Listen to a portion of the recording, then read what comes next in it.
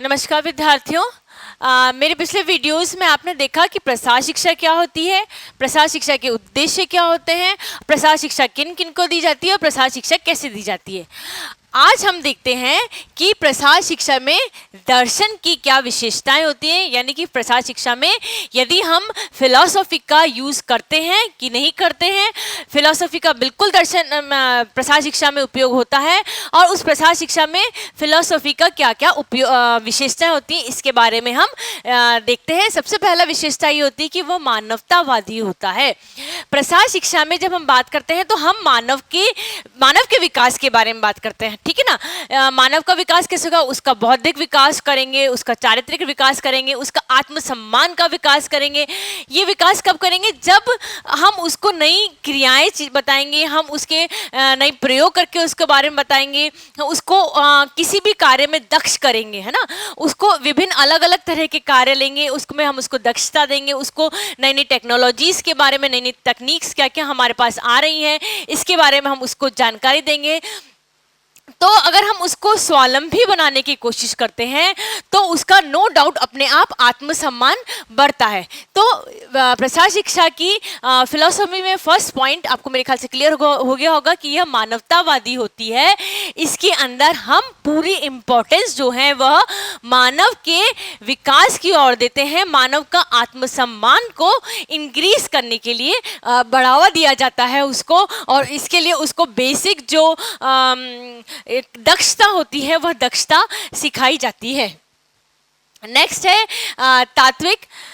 तात्विक का तात्पर्य होता है कि एसेंशियल चीज, हमें हमारी बेसिक ह्यूमन बीइंग्स को क्या चाहिए होता है, बेसिक जो नेसेसिटीज हैं उसको कंप्लीट करना होता है। समझ रहे हैं आप बात को।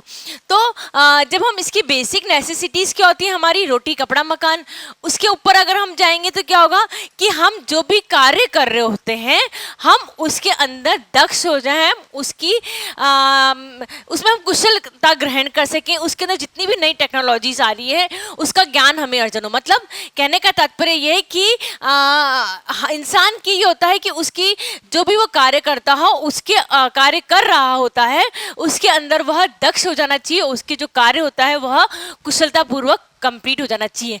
जब हम ग्रामीण क्षेत्र की बात करते हैं तो ग्रामीण क्षेत्र का तात्विक क्या होता है, वह जो कृषि का कार्य कर रहे होते हैं या किसी चीज़ के पालन का काम कर रहे होते हैं, जैसे मुर्गियों का पालन का काम करते हैं या कोई गाय का पालन का काम करते हैं, तो उसके अंदर जितनी भी टेक्नोलॉजीज आती हैं उनकी असेंशियल चीज़ होगी ये, ठीक है ना। उनकी क्या असेंशियल चीज़ होगी कि जो भी नई टेक्नोलॉजीज़ है उनके बारे में उसको पूरी तरीके से ज्ञान हो।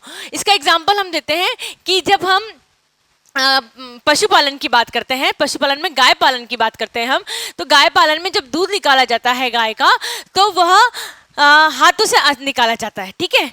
अब नई टेक्नोलॉजी ऐसी आ गई है कि जो दूध निकालने की प्रक्रिया होती है वो मशीन के द्वारा भी की जा सकती है, और मशीन के द्वारा जो दूध निकाला जाता है वह ज़्यादा अच्छी तरीके से, ज़्यादा स्वच्छ तरीके से निकाला जाता है। तो वह टेक्नोलॉजीज़ के बारे में अगर जानकारी दे दी जाती है तो उनकी एसेंशियल नीड्स कंप्लीट हो जाती हैं।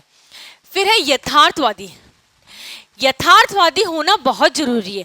हमने अभी आपको एग्जाम्पल दिया कि गाय से जो मिल्क निकालना है, दूध दोहन का जो कार्य होता है वह किसके द्वारा हो रहा है, हाथ के द्वारा भी हो रहा है, मशीन के द्वारा भी हो रहा है। यथार्थवादी में ये होता है कि जब किसी व्यक्ति के पास सिर्फ 2 गायें हैं, ठीक है, व्यक्ति के पास में सिर्फ 2 गायें और आप उनको शिक्षा दे रहे हैं कि नहीं आप मशीन से निकालिए, मशीन से निकालने में उसकी इलेक्ट्रिसिटी वेस्ट होगी, मशीन का खर्चा ज़्यादा होगा, और जितना उसको रिपेमेंट आना चाहिए, जितना उसको फ़ायदा होना चाहिए उतना उसको फ़ायदा नहीं होगा। तो यथार्थवादी होना चाहिए कि प्रैक्टिकली ये होना चाहिए कि अगर किसी व्यक्ति के पास 100 गायें हैं तब आप उसको ये बात बताएं कि मशीन के द्वारा भी दूध निकाला जा सकता है, बनिस्बत उसके जो कि जिसके पास की सिर्फ मात्र 2 गायें हैं अवेलेबल है। इसी तरह डिफरेंट टेक्नोलॉजीज आती हैं। अगर कोई महिला मंडल की जब हम बात करते हैं तो जब कोई महिला किसी कार्य में उसको दक्ष ही नहीं है तो आप उसको इंटरेस्ट ही नहीं आ रहा। फॉर एन एग्जाम्पल हम देखते हैं उसको बंदेज के कार्य में इंटरेस्ट नहीं आ रहा और आप उसको फोर्स कर रहे हैं, कि आप बंधेज कार्य सीख, उसको किस चीज में इंटरेस्ट आ रहा है, उसको हो सकता है पापड़ मेकिंग में आ रहा है, उसको हो सकता है सॉस मेकिंग में आ रहा है, उसको हो सकता है अन्य तरह के प्रिजर्वेशंस जो या कुकिंग में इंटरेस्ट आ रहा हो, परंतु आप उसको फोर्स कर रहे हैं किसके लिए, बंधेज के लिए। तो बी इन प्रैक्टिकल, प्रैक्टिकल बनिए, आप बंधेज को हटा दीजिए। और किसको करना होता है काम में, उसको जो यथार्थ में हमारे पास अवेलेबल हैं, जो प्रैक्टिकली हम कर सकते हैं, उसी चीज को यूज करना है। इम्प्रैक्टिकल बात प्रसार शिक्षा में बिल्कुल नहीं चलती है, ये बात बिल्कुल कंफर्म है। अगर आप प्रसार कार्यकर्ता के रूप में कार्य करना चाहते हैं, यदि आप सामुदायिक विकास करना चाहते हैं, परिवार का विकास करना चाहते हैं, ग्रामीणों को शिक्षा देना चाहते हैं, प्रसार शिक्षा की तरफ अगर आपकी रुचि है, तो यह प्रसार कार्यकर्ता का धर्म होता है कि वो यथार्थवादी की तरफ जाए। नेक्स्ट है प्रयोगवादी। जब हम किसी कार्य को करते हैं तब हमें किस कार्य करने में बड़ा ही इंटरेस्ट आता है। जब हम देखते हैं तो हमें लगता है हाँ कार्य हो रहा है, परंतु हमारा ध्यान कहीं ना कहीं भग्न हो ही जाता है। अगर हम किसी कार्य को प्रैक्टिकली कर रहे होते हैं तब हम उस चीज़ को ज़्यादा सुनते हैं, ज़्यादा समझते हैं, छोटी छोटी बड़ी बड़ी जितनी भी क्वायरीज होती हैं उन सब क्वायरीज को कंप्लीट करते हैं। वो क्या चीज़ होती है, प्रयोगवादी में। समझ रहे हैं आप बात को।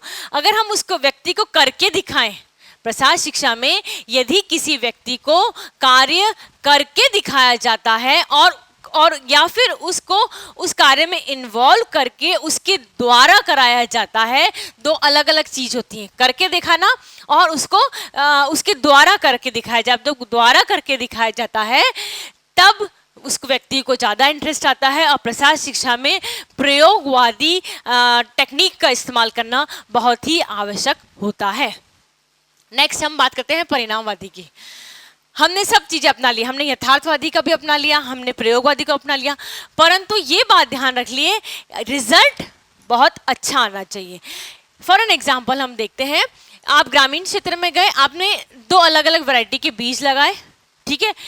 किसान जो बीज बहुत पुराने से बो रहा था, बरसों से बो रहा था, उसने वो बीज लगाए।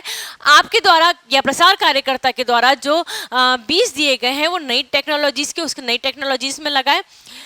अब 3/4 में किसान ने अपने पुराने जो चलते आ रहे हैं बीज उसके पास जो अवेलेबल है वो बीज लगाए, और 1/4 एरिया में उसने कौन से बीज लगाए, जो प्रसार कार्यकर्ता ने उसको दिए उस वाले बीज लगाए। परिणाम ये आया कि 3/4 वाला जो उपज थी फसल की और जो 1/4 वाले उपज थी फसल की, दोनों की रेशो ऑलमोस्ट सेम आ रहा है। तो क्या हुआ, परिणाम दिखा।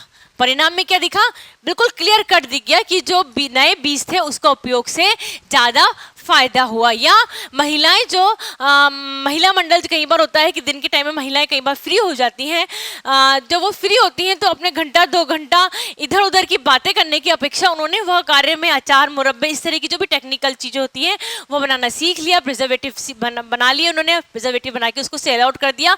इससे क्या हुआ, उनकी जो फैमिली इनकम थी वो इंक्रीज हुई।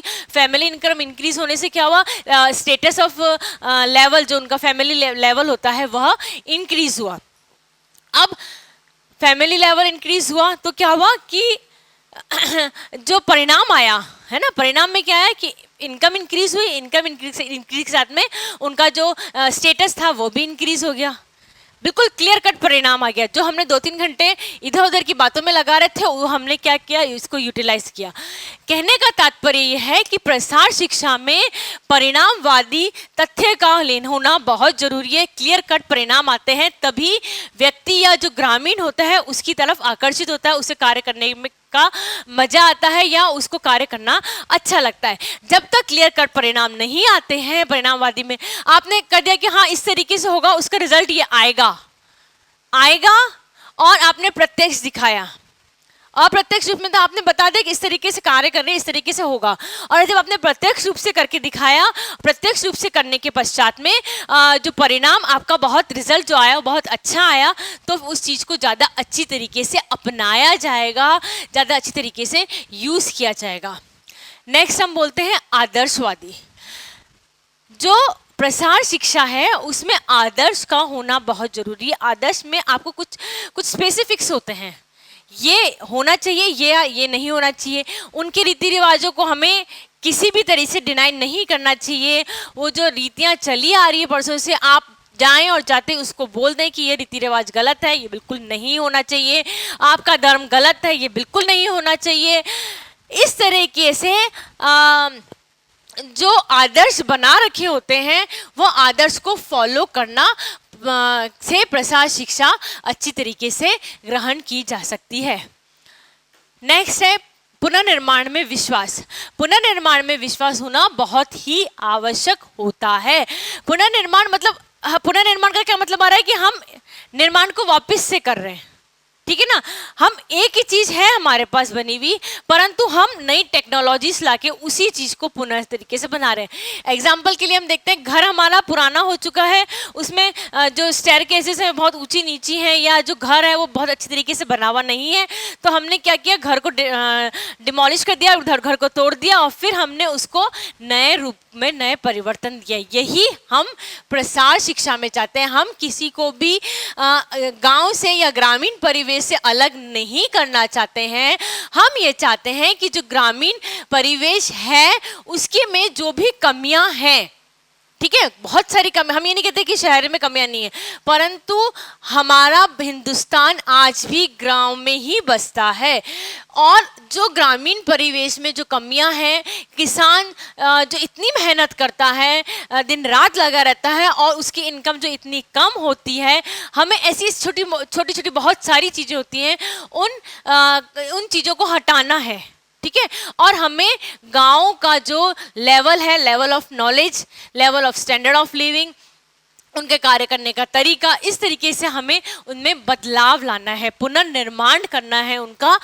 इसका एक एग्जाम्पल और है कि जब गांव में जाते हैं तो आप देखेंगे कि गांव में चूल्हा होता है, ठीक है, और चूल्हे के आसपास सारे किचन के यूटेंसिल्स रखे होते हैं, या एक दीवार बनी होती। महिला क्या करती है, बार बार ऊपर चढ़ के खड़ी होके बैठ के बार बार वो सामान को उतारती है और नीचे रखती है, ठीक है। इससे क्या होता है, उठक बैठक लग रही है, महिला की थकान ज़्यादा हो रही है। इसको हम चेंज कर सकते हैं।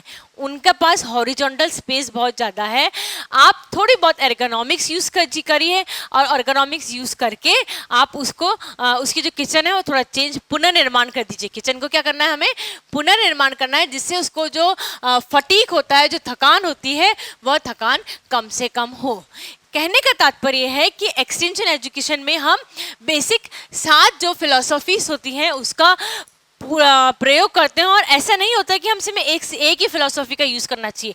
ये जितनी भी फिलॉसफी है प्रसार शिक्षा में, हमें उन सभी का प्रयोग करना चाहिए, जिससे कि जो शिक्षा ग्रहण करने वाला है वो शिक्षा ग्रहण करने के लिए बड़ा ही उत्सुक रहे, तत्पर रहे, और शिक्षा को ग्रहण करने के पश्चात जो भी पॉजिटिव चेंजेस होते हैं उसके जीवन में वह अवश्य लाए।